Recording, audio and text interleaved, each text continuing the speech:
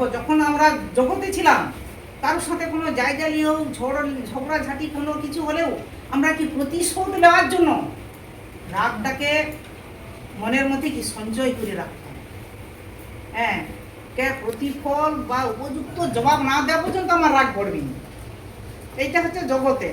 সেই জন্য বলছে পরমেশ্বর পিতা কি বলছে, বিবাদ উৎপন্ন করে একটা আমি তোমাদের উপর কি সূচি জল প্রক্ষেপ করবো।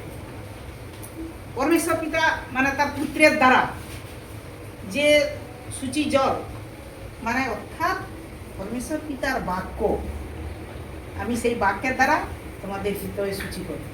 সেই বাক্যে একটু যাচ্ছি আমি, দেখো জিহিসকেল 36-25 1254 পৃষ্ঠা। আর আমি তোমাদের উপরে সূচি জল প্রক্ষেপ করিব, তাহাতে তোমরা সূচি হইবে। আমি তোমাদের সকল অশৌচ হইতে ও তোমাদের সকল পুত্তলি হইতে তোমাদিগকে সূচি করিব। তাহলে কি বলছে দেখো, আর আমি তোমাদের উপর সূচি জল প্রক্ষেপ করিব, তাহাতে তোমরা সূচি হইবে।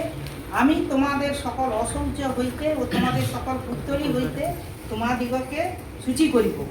তাহলে দেখো পরমেশ্বর পিতা কি বলছে, যে আমি তোমাদেরকে মনোনীত করলে তোমরা কিন্তু কেউ আসতে পারবে নি,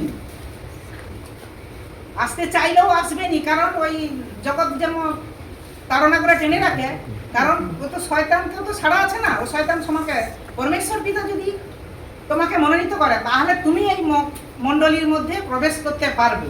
কারণ বলা আছে যে আমি তোমাদের উপর সূচি জল প্রক্ষেপ করিব, মানে তোমাদের উপর আমি বাক্য বর্ষণ করব, তাহাতে তোমরা সূচি হইবে।